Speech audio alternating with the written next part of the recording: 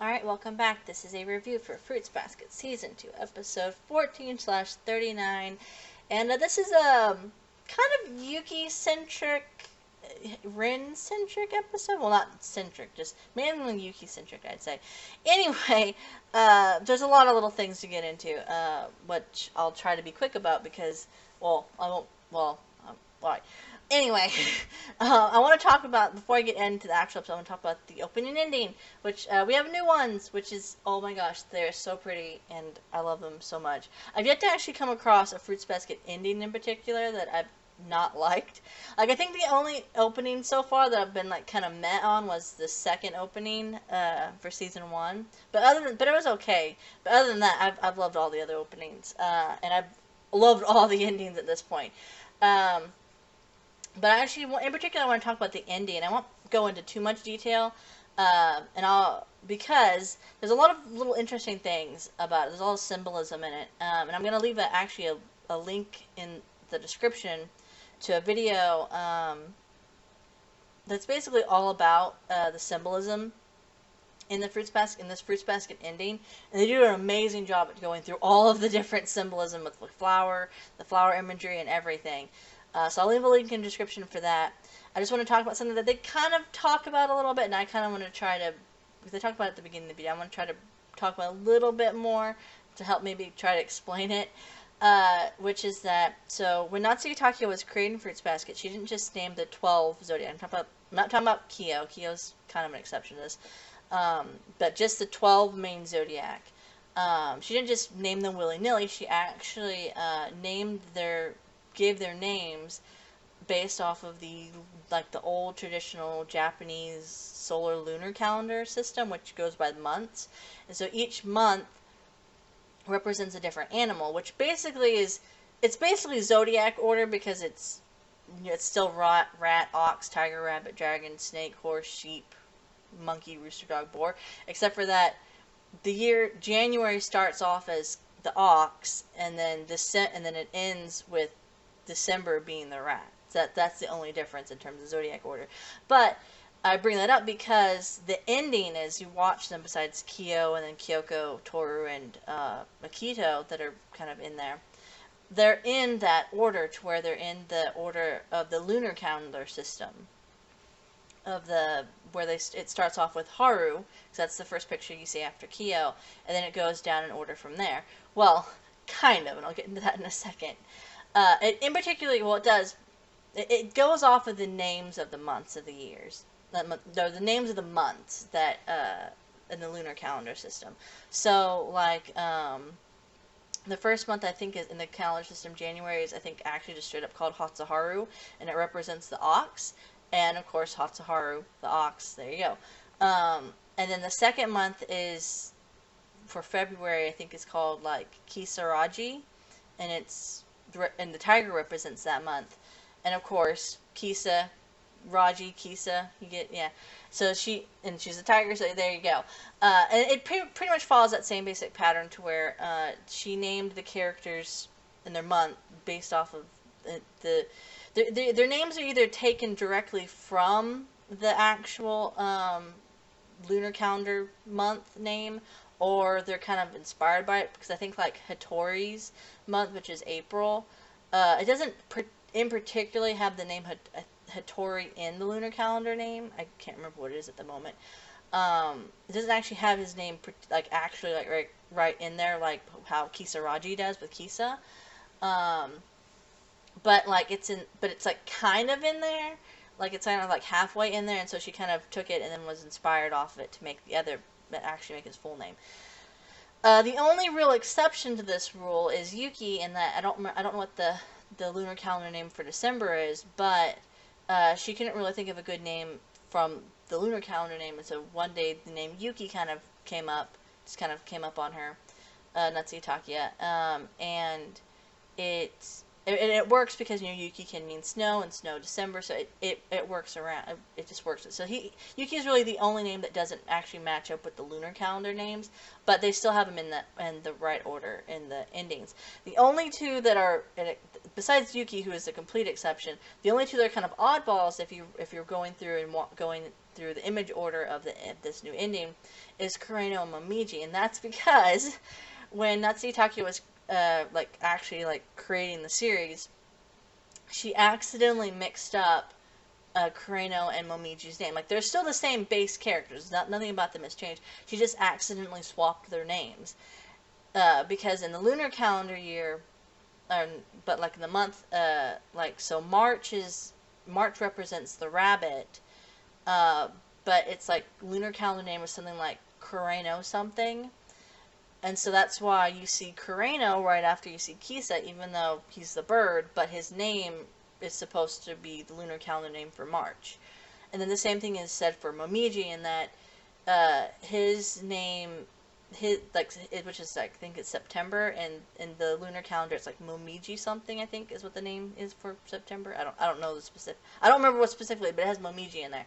And but September represents the bird, so which is why it's the exact same thing where he's there, but in animal order they're out of place, but name order they're in the correct order. So the ending goes off of it goes off of not really the zodiac order, but more so the lunar calendar month order, name order. So that's why it's a little funky. They kind of explain it a little bit in the video that I'll have linked in the description, which I still highly recommend watching because they go into all the other details. I just wanted to kind of explain that little portion because they kind of briefly go into it, but then they brush it off because I don't say brush it off, but they kind of move on from it because they have a lot of other things to talk about. Anyway, speaking of other things to talk about, let's actually get into the actual episode, which is, I'm going to talk kind of more briefly real quick about the Tohru little thing, which is at the beginning of the episode we find out that Tohru's grandfather, he just strained his back, but Tohru's, worried about him, so she gets to go visit him, which we see at the end of the episode. And she's just talking with him, and it kind of, as she's leaving, it kind of brings up old memories that she thought she had blocked away. But they kind of come back, and so she kind of falls to the ground, and Kyo shows up. And he's like, hey, are you okay? We should probably go home. Are you okay? Are you fine? And she's like, yeah, I'm okay, okay. And you get the funny but also very cute scene of her being like, oh, Kyo, you surprised me there. I thought a heavenly being had just descended from above. Kyo's like, what? What are you talking about? What? It's both funny and cute at the same time. But then they go home. But you have, of course, Tohru's kind of confused at first because she's like, Kyo, aren't you on your way to somewhere?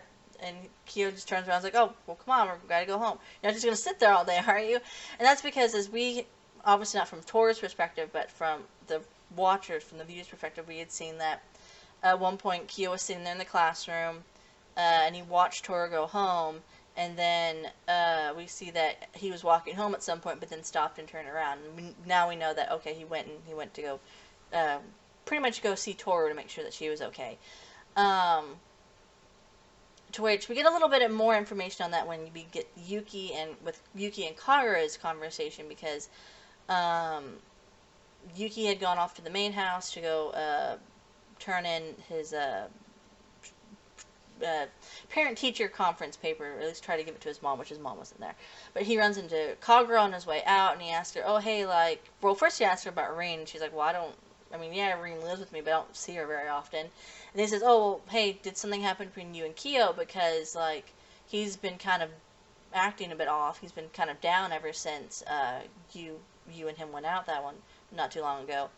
And she's like, oh, has he been even acting that way even around Tohru? And he's like, yeah, basically. And Kagura's like, I'm the one who got my heart broken. Why is he the one acting down? It just makes me feel sad. It makes me feel guilty. It's like, because Kyo really shouldn't be acting down, but he kind of was. And you get here, Kagura being like, yeah, once you're in love, you kind of love it. Love is kind of, this illogical thing, and then once you even think that you like someone, it's kind of over for you, and you can't help but think about that person. And Yuki's kind of like, well, I'm envious of that situation. I'm envious of you because, and he doesn't say it, but he thinks to himself, I'm envious of you because, as you know, he still hasn't quite figured out what he his feelings are towards things. He still hasn't quite gripped or grasped exactly what it is that he's feeling. And so he's like, I'm jealous, I'm envious of you guys because you guys are so certain of what your feelings are towards other people, but I'm so uncertain of them. I still haven't locked down on how exactly I feel about certain things. Which again, we'll get there eventually into what those are. Um, but so we see, of course, Kyo, who is kind of being self-loathing, and then he kind of realizes that he needs to go and be with Tohru instead of self-loathing. He needs to go and take care of her, make sure that she's okay instead of just caring about himself, which I'll come back to in a bit. But now the actual main portion of the story, which is Yuki and kind of Haru and Rin's interaction, where he remembers a time when pretty much the only time he ever saw Rin as a kid was either at New Year's or when Haru would come and visit him when he was locked up. And she would just kind of sit there off to the side and then would get up and be like, well, I'm going home, and that'd be it. So he thought of it, he remembered that, and then he went, and then we get him talking with Haru, and he's like, hey, how things are going with Rin, you know, and Haru's pretty much just like, well, the longer and longer we stay separated, the more and more I think that she really is serious about what she said, and that she doesn't need me, that she really does want to break up, and that she really doesn't need me anymore. But then Haru says something that kind of makes Yuki think of something, which is that he says that, well, Rin may have a sharp tongue, but she doesn't say or do anything to protect herself. Which I'll get into what Yuki kind of realized as from what Haru said. But then it's a funny little interesting thing, because they run into Machi, and they just say hi, and Machi kind of, Yuki's like, oh, I'll see you at the next student council meeting. Machi's like, okay, and she walks off, and Haru's like, oh, she's the treasurer, right? And Yuki's like, yeah. It's like, oh, well, she's in my class. And Yuki's like, what? She's in your class? Oh, that's kind of surprising. But then Haru goes, hey, well, how's the student council going? How's that all going? Yuki's like, well, it's a thing. There's a lot of unknowns. And but Haru's like, yeah, well, I'm glad that you're trying new things. I think that, I'm glad that you're so far kind of enjoying yourself with it. I think it's good that you're doing this.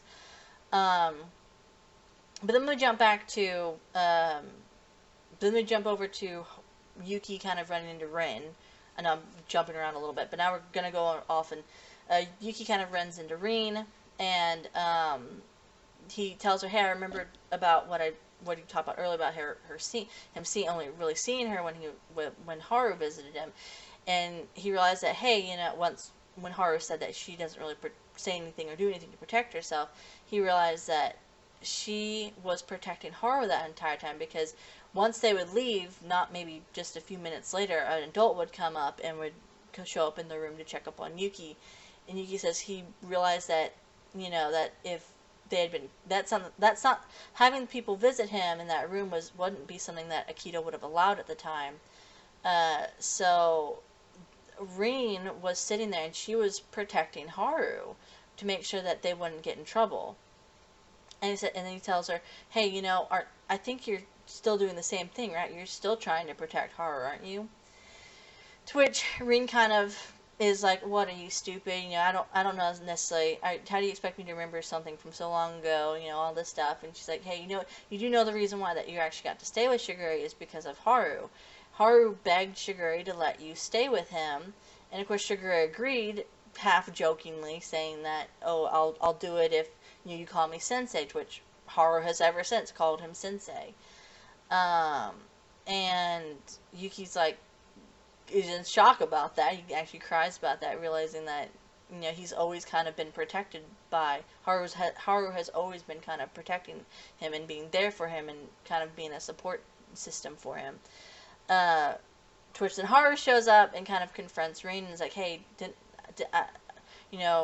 I understand anything? I thought I understood you well. I thought I heard, did I not hear your special, small voice that you would always, that you'd cried even to me? And Rin's like, kind of whatever, and Haru's like, well, fine, I guess since you don't care about me, I guess I'll just die. To which Rin kind of reacts like, shocked.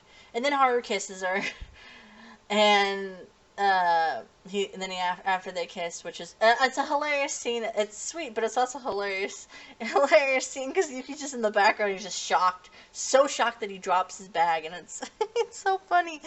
But then she kind of pushes him away and is like, hey, because Haru says, are you still not able to get up on your own like back then? And she pushes him away and slaps him and then runs off.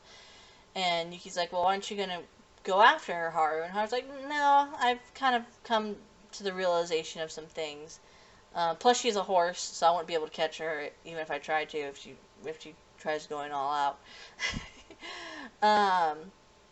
But then Haru turns to Yuki and is like, hey, this is my issue. Me and Ren, our little issue that we're having right now with breaking up or whatever. That's my thing. That's my problem to deal with.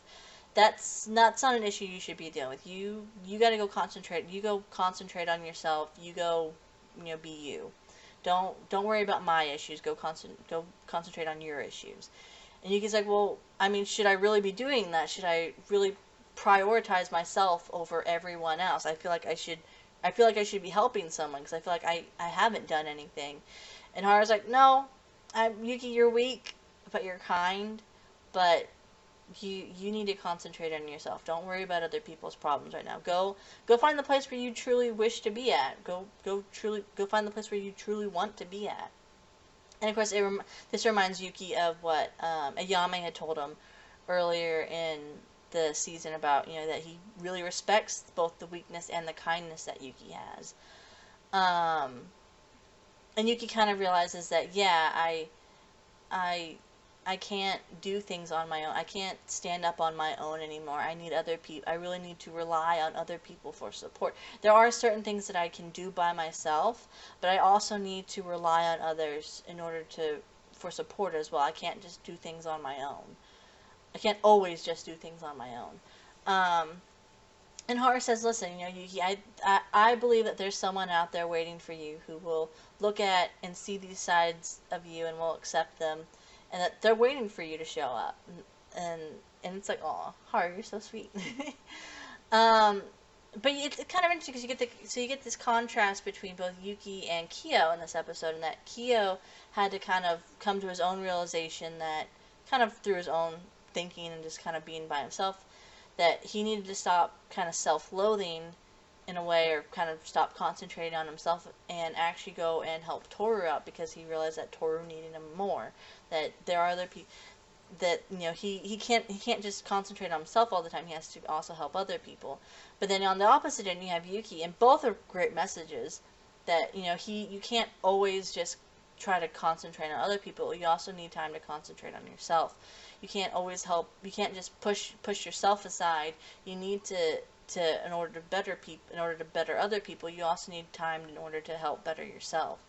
It kind of reminds me of, and people always kind of sometimes don't understand this concept.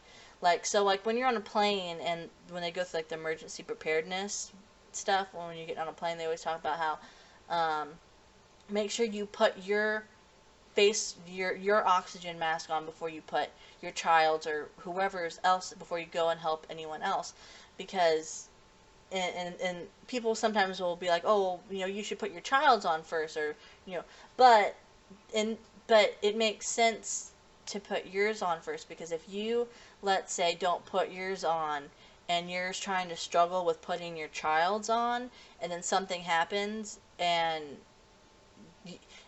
something bad happens, well, then both of you are now gone. Both of you are now dead. Instead of, if you at least put yours on first, then you can make sure that you're safe and that you're good, and then you can go out and help other people. It's kind of a strange thing, but that's how it's supposed to work. And in Yuki's case, he really needs to learn that he needs to stop kind of, even though he wants to help people, he needs to learn that at the moment, it's not an issue that he really needs to deal with. This isn't something that Haru really needs help with dealing. It's a personal issue between him and Rin. Yuki needs to concentrate on himself. He needs to go concentrate on himself and just dealing with the student council and his own issues. And again, it's a nice little message that you get with this series, with this episode, and it's sweet, and I love this. There's so many little good moments in this episode. The next episode is gonna be fun too. Oh boy, it's gonna be fun. But that's really about it. So thanks for watching, and bye for now.